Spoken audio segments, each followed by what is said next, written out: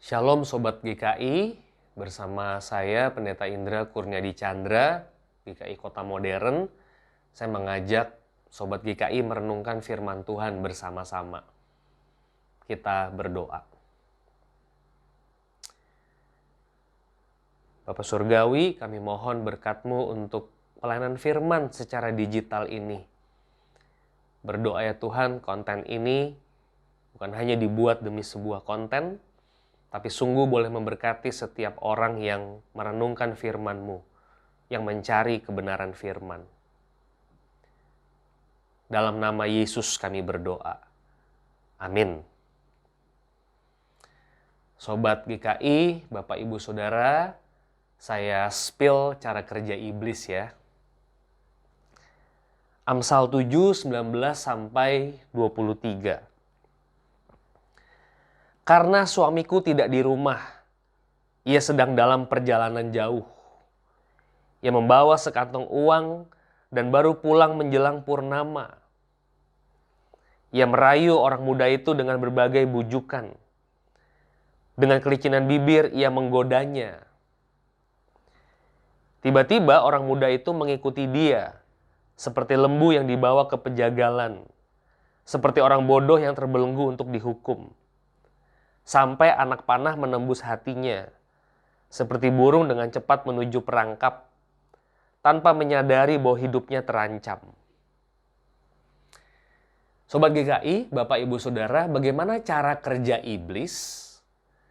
Di ayat 19-20 terlihat strateginya. Suamiku tidak di rumah. Suamiku tidak di rumah, ia sedang dalam perjalanan jauh. Ia bawa sekantong uang, baru pulang menjelang purnama. Artinya, yuk mari kita berzina. Suamiku nggak di rumah, tidak akan ketahuan. Kalau kita terusin ayat ini, Amsal mengatakan, orang muda itu mengikuti dia seperti lembu dibawa ke pejagalan. Seperti orang bodoh terbelenggu untuk dihukum. Anak panah menembus hatinya, burung dengan cepat menuju perangkap tanpa menyadari bahwa hidupnya terancam.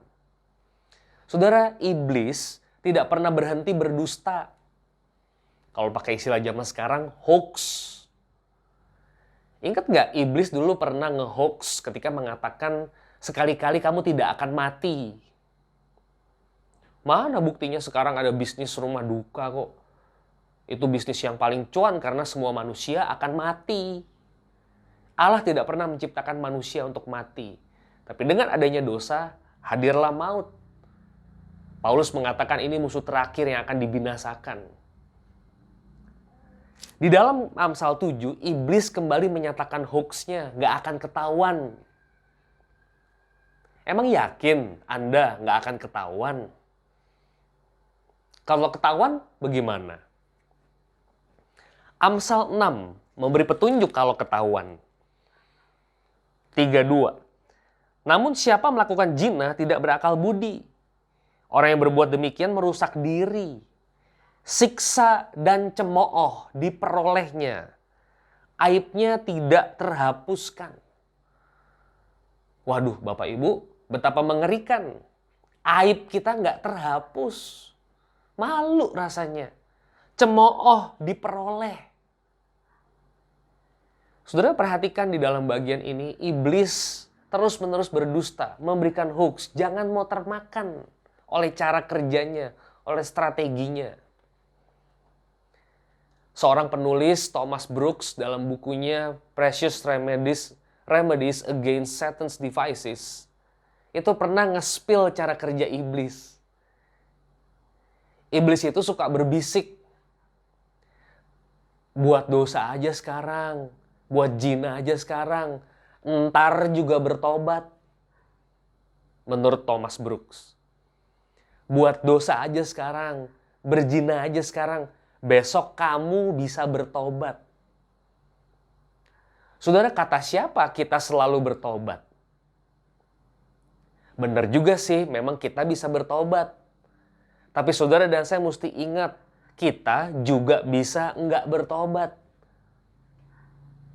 Alkitab mengingatkan tokoh-tokoh yang mengeraskan hati, Firaun, Korah, Datan, Abiram, Ananias, Safira, dan banyak tokoh lain. Saudara boleh menggalinya. Kenapa ada nama-nama ini? Artinya kita bisa mengeraskan hati.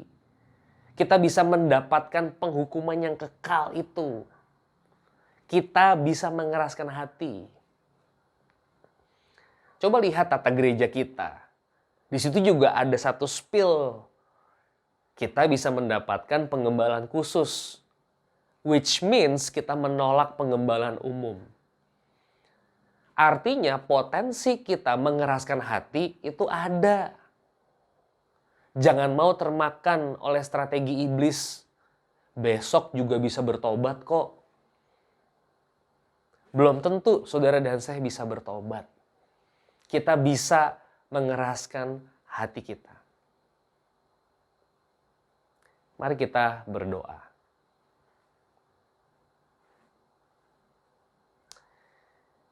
Bertahun-tahun Tuhan kami hidup melihat catatan bagaimana iblis bekerja.